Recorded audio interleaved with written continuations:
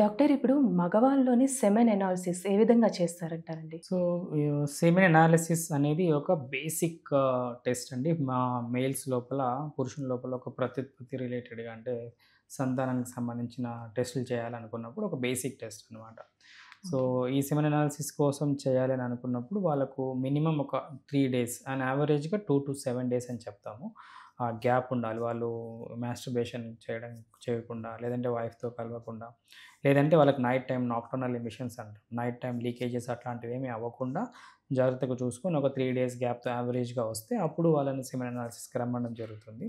ఈ అనాలిసిస్ అంటే వాళ్ళు మాస్టర్బేషన్ ద్వారా గానీ, లేదంటే ఆహ్, కొద్దిమందికి డిఫికల్టీ ఉన్న వాళ్ళకు వైఫ్ ద్వారా కలిసి కాయిటస్ ఇంటరప్టస్ అంటాం. అలాంటిది గానీ, లేదు అలా గూడా డిఫికల్ట్ అంటే కొద్దిమందికి వైబ్రేటర్ మెషిన్ ఉంటుంది ఓకే. శాంపిల్ తీయడానికి. సో, ఆ మెషిన్ ద్వారా గానీ సెమినల్ లిక్విడ్ తీసిన తర్వాత దాన్ని అనాలిసిస్‌కి పంపించడం జరుగుతుంది.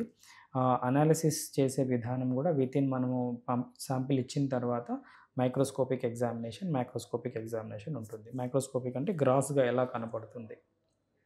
కలర్ ఎలా ఉంది? విస్కాసిటీ ఎలా ఉంది? లిక్విఫాక్షన్ ప్రాపర్‌గా ఉందా? లేదా? ఇలాంటి పీహెచ్ ఎలా ఉంది? అవి చూస్తాం. ఓకే. అలా గాకుండా మైక్రోస్కోపిక్ ఎగ్జామినేషన్ ఇమ్మీడియేట్‌గా అదొక చిన్న డ్రాప్ తీసుకొని స్లైడ్ పైన పెట్టేసి మైక్రోస్కోప్‌లో చెక్ చేయడం జరుగుతుంది.